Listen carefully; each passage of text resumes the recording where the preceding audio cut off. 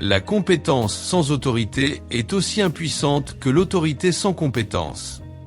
Gustave Le Bon.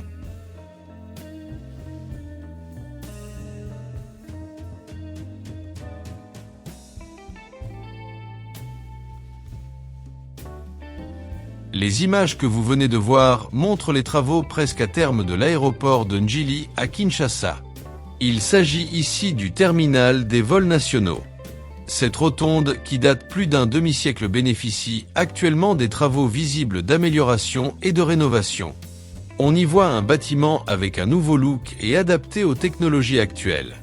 Rappelons que ceci n'est pas la construction du plus grand projet attendu, celui d'un nouveau terminal ultramoderne d'environ 45 000 à 50 000 mètres carrés sur 2 niveaux. La question que d'aucuns se posent est de savoir pourquoi réhabiliter le terminal national maintenant. Parce que le nouveau terminal, dont la fin des travaux est prévue entre fin 2027 et début 2028, est un grand chantier et exige la démolition des bâtiments actuels. Il est donc impossible de tout arrêter.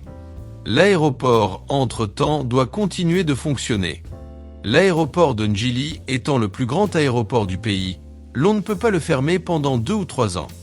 Ceci serait un désastre économique, surtout pour les vols domestiques. Les voyages à l'intérieur du Congo vont aussi en pâtir.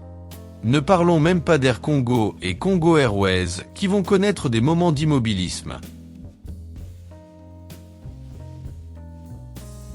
Pour ces raisons évoquées, le gouvernement congolais se doit de maintenir l'exploitation pendant les travaux. Une partie de l'aéroport doit continuer de fonctionner, elle doit être gardée en service. D'où le choix de rénover et moderniser rapidement la rotonde des vols nationaux pour qu'elle reste opérationnelle pendant les moments des grands travaux.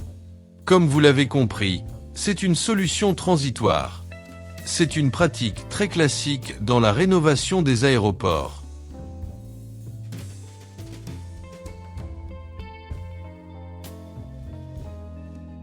Parlons maintenant du grand projet du nouveau terminal international.